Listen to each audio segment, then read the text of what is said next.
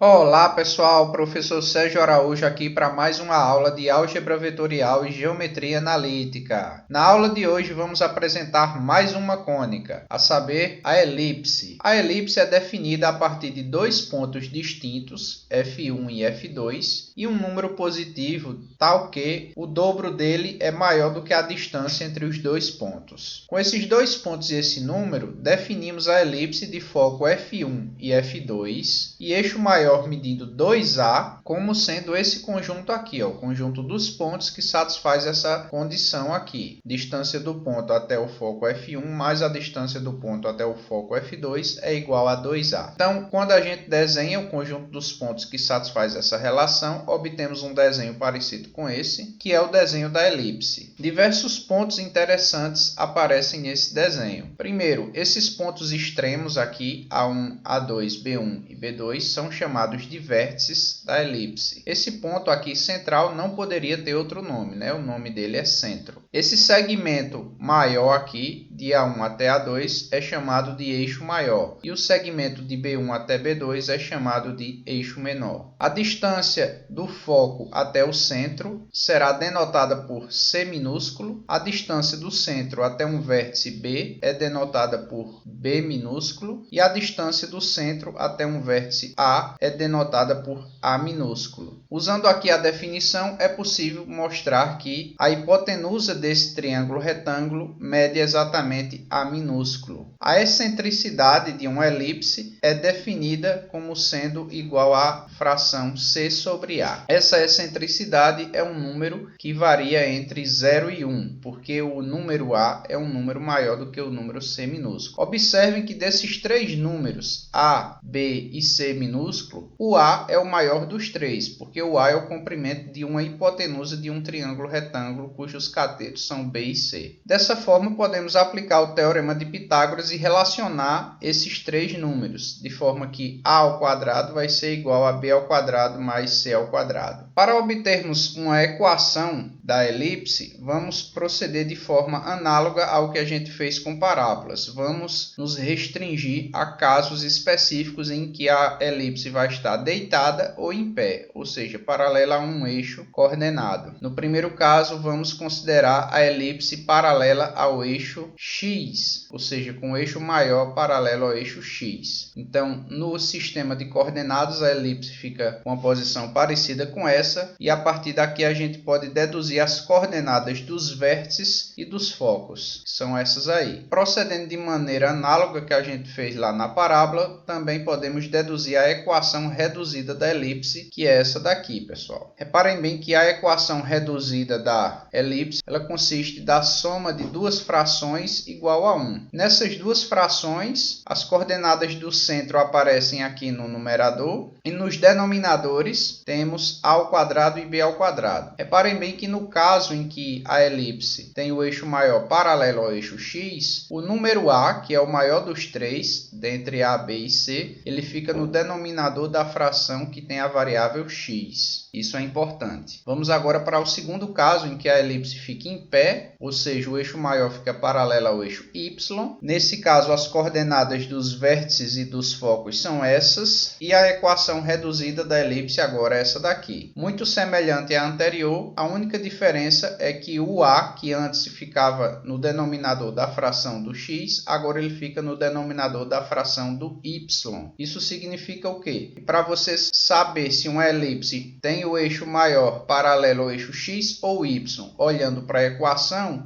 você vai prestar atenção em quê? Na fração do maior denominador. Se o maior denominador estiver embaixo da fração com x, ela é paralela ao eixo x. E se estiver embaixo da fração com y, ela é paralela ao eixo y. É o que está escrito aqui nessa observação. Agora vamos para um exemplo e eu quero que vocês determinem a equação de uma elipse centrada nesse ponto, cujo eixo maior é paralelo ao eixo y e mede 8 e o eixo menor mede 6. Para fazermos a equação reduzida de uma elipse, precisamos de 4 ingredientes, que são exatamente os ingredientes que foram dados aqui nesse exemplo. o centro, a medida do eixo maior, a medida do eixo menor e saber se o eixo maior é paralelo ao eixo X ou ao Y. Todas essas informações foram dadas aqui. Como o eixo maior mede 8, então é porque o número A é igual a 4. Quando o eixo menor mede 6, é porque o B é igual a 3. Como a questão está dizendo que o eixo maior é paralelo ao eixo y,